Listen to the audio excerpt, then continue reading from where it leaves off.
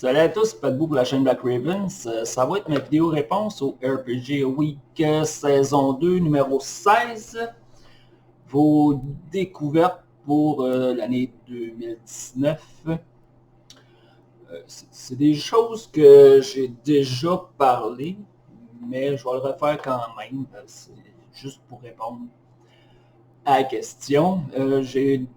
Je vais dire deux grandes découvertes en 2019. La première, c'est Mousquetaires et sorcellerie. Premièrement, c'est là que je me suis rendu compte que oui, je pense que je suis capable de maîtriser pour d'autres personnes que mon groupe régulier, je vais dire. Comme j'ai dit, je suis quand même satisfait de ce que ça a donné.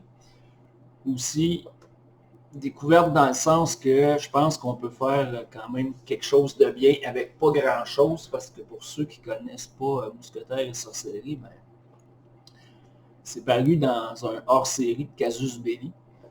Puis le tout fait à peu près à quoi, 30 pages, même pas, juste pour dire que tu as le système, puis tu as un semblant de background à peine.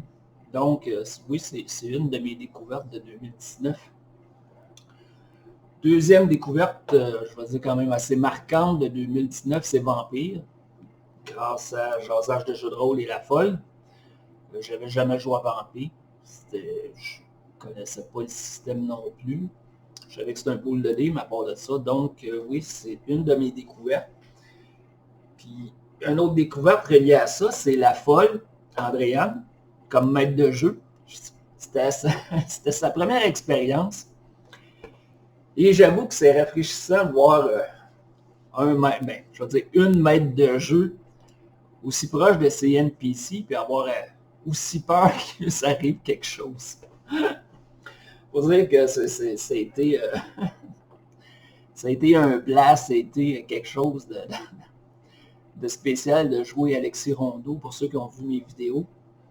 Alexis Rondeau, c'était un Malkavian, pour ceux qui connaissent Vampire, qui avait un trouble de la personnalité multiple. Ça a été bien le fun à jouer.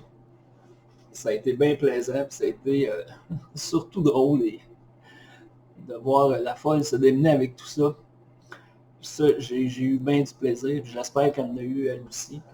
Que ça n'a pas été trop stressant, trop souvent non plus. Fait que voilà, c'était mes découvertes peut-être les plus marquantes, si je peux dire, pour 2019. Merci de m'avoir écouté tout le monde. À la prochaine. Ciao.